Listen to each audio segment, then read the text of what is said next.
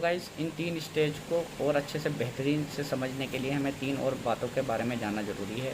देखो वो 3 बातें ये हैं, एक तो मेडिकली हम जो कोरोना वायरस में 3 चीज़ें का चेक कर रहे हैं। एक होता है डिस्निया, मतलब डिफ़िकल्टी इन ब्रीथिंग, मतलब सांस में दिक्कत का हो जाना, सांस लेने में दिक्कत का, कठिनाई का होना। दूसरा होता है रेस्पिरेटरी, हम रेस्पिरेटरी रेट चेक करते हैं। और तीसरा होता है ऑक्सीजन सेचुरेशन, मतलब SpO2, जिसे हम पल्स ऑक्सीमीटर से चेक करते हैं। तो अब इस पल्स ऑक्सीमीटर हर जगह अवेलेबल नहीं है। रेस्पिरेटरी भी रेट भी आसानी से चेक नहीं किया जा सकता, क्योंकि गांव-गांव में भी ये बीमारी है। तो मैं उसके लिए आपको एक बहुत अच्छे से ट्रिक आपको बताऊंगा।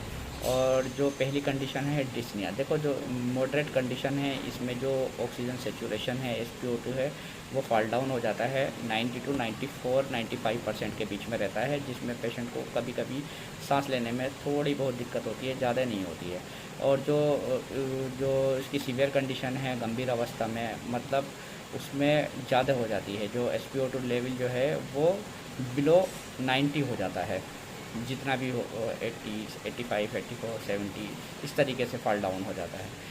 और तीसरा हमारा है रेस्पिरेटरी रेट। रेस्पिरेटरी रेट जो है हमारा, रेस्पिरेटरी रेट जो नॉर्मल रेस्पिरेटरी है वो 12 से 16 बीट पर मिनट होता है। लेकिन चूँकि जो सेकंड स्टेज है हमारी, तो सेकंड स्टेज में क्या होता है, ये स्लाइटली इंक्रीज़ हो जाता है। जो इसका जो रेस्पिरेटरी रेट हो जाता है वो 20 से 30 के बीच में हो जाता है बीट पर मिनट के। और जो गंभीर अवस्था है इसमें वो 30 से ज़्यादा हो जाता है। फिर नॉर्मली पेशेंट में चेक करते हैं हम। अब हमें रेस्पिरेटरी रेट चेक करने के लिए क्या करना पड़ता है? नॉर्मली क्या करते हैं, एक देखो सबसे पहले क्या करना है, पेशेंट को या जिसको भी हो रहा है उसको लिटा देना है, और लिटाने के बाद और उसे सांस लेने के लिए बोलना है। अब ये इसको 1 मिनट में कितनी बार पेशेंट सांस लेता है, जो सीना हमारा ऊपर और नीचे जाता है, इसे काउंट कर लेना है। ये बहुत अच्छी ट्रिक है। और दूसरा हमारा डिफ़िकल्टी इन ब्रीथिंग। देखो जब भी कभी पेशेंट को डिफ़िकल्टी होती है ब्रीथिंग, तो उसे फ़ौरन से पहले उसका पल्स ऑक्सीमीटर से किसी भी नज़दीकी डॉक्टर के पास जाकर ऑक्सीमीटर से इसका ऑक्सीजन लेवल चेक कराइए। अब हमें एक चीज़ और देखनी है।